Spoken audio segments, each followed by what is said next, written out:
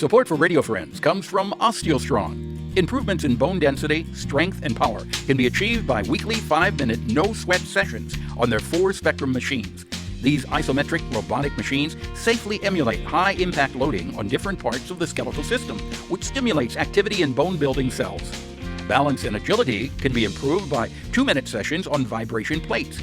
Every session is supervised by a trained coach. Learn more on Facebook or call to set up a complimentary wellness assessment and session. Good morning. Welcome to Radio Friends on Thursday, December the 16th. We're going to talk about eating healthy right now, and I've got a lady who knows all about eating healthy, Kristen Eiffert from Missouri Academy of Nutrition and Dietetics. Good to have you. Thank you. Kristen, you brought something today. You got in a little basket, and you said this is well-balanced and it's very healthy, and you kind of surprised me because you got a bag of chocolate in there, too. I do have a bag of chocolate in there. You know, so often the holidays are just filled with so many decadent treats, you know, all the things that we kind of wait for all year to have and kind of licensed to just eat whatever we want. And you know, we want to just have a healthy balance in the holidays. And so I put together a little treat for you, Paul, today, something that is tasty and delicious and has some nutrition for you as well. Okay, so in that basket, you've got, let me see if I can get here. Here you go. You've got oranges dipped in chocolate. Right, Mandarin so oranges they're just dipped in chocolate. Mandarin oranges dipped in chocolate. So all I did was I melted the Ghirardelli dark chocolate chips over, you know, a double broiler, melted those easily, and then I just dipped half the mandarin orange slice in it, and it feels like it's dessert, and you're getting, you know, a little bit of chocolate, a little bit of sweetness from that, and then of course the deliciousness of the mandarin oranges. So how long will a treat like this last without being refrigerated, since you've peeled the orange and you've dipped it in chocolate? Right. So I would normally, if I was at home, I would put that and keep it in the fridge until you're ready to eat it. But it should be fine through the day. For a couple of days, if you want to give them as treats to people. Right. Yeah, I would still recommend refrigerating them just for best quality. Yeah. So you've mixed a little bit of dark chocolate with orange. And dark chocolate's good for you too. It is. It has flavonols in it, which are can be helpful for maybe decreasing heart disease risk a little bit. And we've talked about before the fact that you can eat anything you want to eat as long as you eat it in moderation. Correct, yeah. Because it's good to have a variety of food in your diet. It is. So I think it's just, during the holidays, sometimes we get that balance off a little bit in terms of, we focus maybe a little bit more on the treat items and less on the things that are going to be really nourishing to us. So, and we can do a lot to still, enjoy those kind of once a year treats. By modifying some of those recipes as well, I will always look at a recipe and say, okay, could I do this a little bit better, add a little more nutrition to it? Some recipes we're, of course, not going to want to modify. We're going to just enjoy them as they are and just eat less of them. In moderation. So, for Christmas. Yeah. Kristen, thank you so much for coming by. You're welcome. The website people can go to for more information on good eating? Eatright.org is the Academy of Nutrition and Dietetics, and that always has some good information on it for the public. Are there any recipes for the holidays on there? There are always recipes on there as well. So just go to eatright.org. Kristen Eiffert, thank you so much for coming by. You're welcome. Have a good holiday. Merry Christmas to you and Happy New Year. And we'll look forward to seeing you again in 2022. Okay, that sounds... It sounds strange, doesn't it? Yes. I remember when we were saying 1958, 59. Yeah, time goes by. 2022. Merry Christmas. Thank you. All right, our next guest is a biochemist and a poet. Now, he was always a poet, but then he became a biochemist, and now he's both. Is that okay for an introduction? That's close enough. Okay, because I had an introduction all set up, and you go, I don't really like that.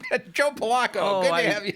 I would never tell you that anything you said, Paul, I didn't like. That's all right. I'm glad to have you here. You've written 3 books, and I think we've featured all 3 books on Radio Friends. The newest one is called A Life Rambles, right? Now, you are a biochemist, but you were a biochemist at the University of Missouri for how many years? For 28 and a half years. And then you were writing poetry at that time, too? All through poetry, Poetry was part of my teaching and also was a social outlet for celebrating important events in my career, the careers of my students and colleagues. Yeah. I'm looking at your title here, and we have you titled as an author, a poet, professor emeritus, MU Biochemistry. That is quite a title. I'm impressed. I am impressed. Yeah. But now the question I have for you is, you're Italian, and I am, but this book, this latest book, A Life's Rambles, you've written poems in Spanish. Why? For the simple reason that most of my overseas biochemistry experiences were in Spanish-speaking countries. I spent cumulatively probably 6 or 7 years in Spanish-speaking countries. And so I picked up Spanish. I had to communicate. I had to communicate with colleagues and students. And I love languages as part of my poetic side. How many different languages do you speak? Well, I speak Spanish and Italian and English. Italian I can get by. Portuguese I actually taught in. And I know a little bit of Russian. That's pretty impressive. So are you going to do a book of poems in all the different languages that you speak? I actually had a project that was trilingual with an Italian professor, the late Ezio Moscatelli. I was going to do a trilingual poetry volume with him and with a Spanish colleague. That kind of fell through the cracks, and then Ezio passed on. But one of my poems in this is dedicated about him. Is dedicated to Ezio. Yeah. Now, what you've done, on the left side of the book is in Spanish. The right side of the book is the exact same poem in the English language. How many separate poems are in this book? 28 bilingual poems, so there's 56. Yeah. Now, I wouldn't say the exact same because I was under the constriction or the constraints of rhyme. So when you factor in translating... Well, it changes a little bit. It has to change, but it has to be along the same lines, the same concepts, the same ideas. Yeah. Of everything you've written in this book, what is your favorite? That's tough to say. I think my favorite is the one that I wrote for the book in both languages. It's not so much poetically beautiful, but at least it showed me that I haven't lost the muse.